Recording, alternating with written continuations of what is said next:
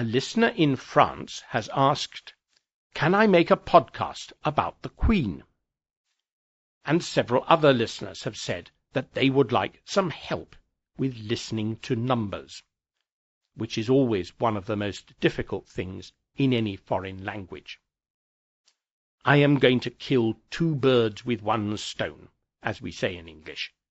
This podcast is about the Queen, and also about listening to numbers. I have left gaps in the script where there are numbers. Try to fill in the numbers as you hear them.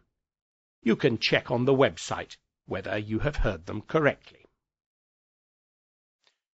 Queen Elizabeth II came to the throne in 1952, following the death of her father, King George VI. She is now 82 years old, and she has been Queen for 56 years. She is the 40th monarch, that is, King or Queen, since the Norman conquest of England, in the year 1066. What sort of things does she do?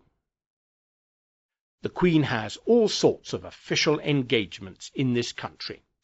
Visits to towns and cities, to schools and hospitals, to open new buildings, and to attend official dinners. Last year she had 440 official engagements, which is 60 more than in 2006. The Queen makes official visits to other countries too. Since she came to the throne, the Queen has made over 260 visits to about 126 different countries. Last year she visited the United States, Uganda, Belgium, and the Netherlands. The Queen sends messages of congratulations to everyone in Britain who reaches their 100th birthday. Since 1952, she has sent 100,000 of these messages. She has also sent more than 280,000 messages of congratulation to married couples who are celebrating their diamond wedding, that is, the 60th anniversary of their wedding.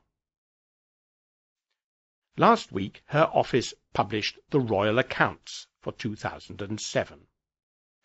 The accounts show that the cost of the Queen's official duties last year was £40 million.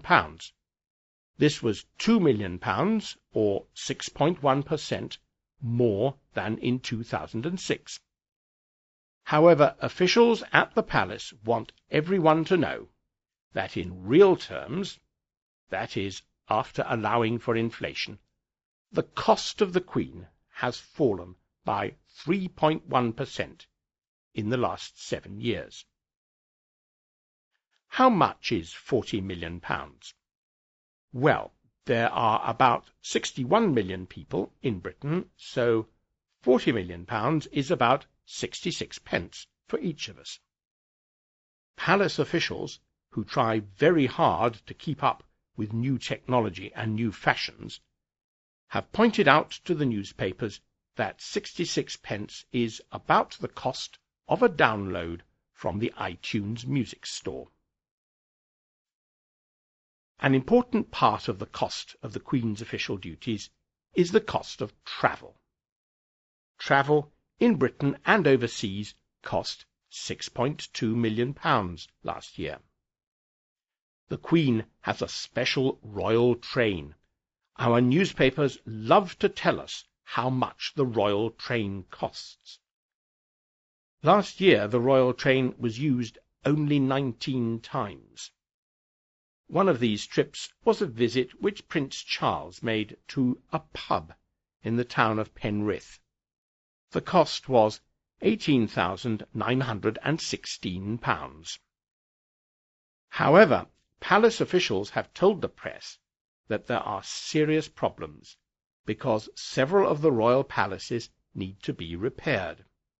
Altogether, an extra £32 million is needed for this.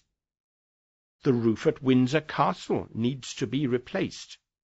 This will cost £16 million. Many parts of Buckingham Palace in London have not been redecorated for over 50 years, and the electrical wiring is over 60 years old.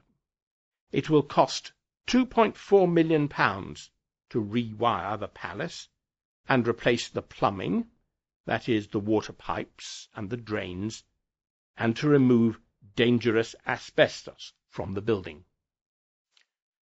In fact, Buckingham Palace seems to be such a mess that I'm surprised that the Queen still lives there.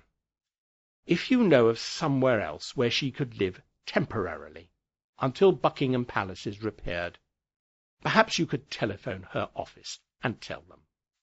The number is 020 7930 4832. Goodbye.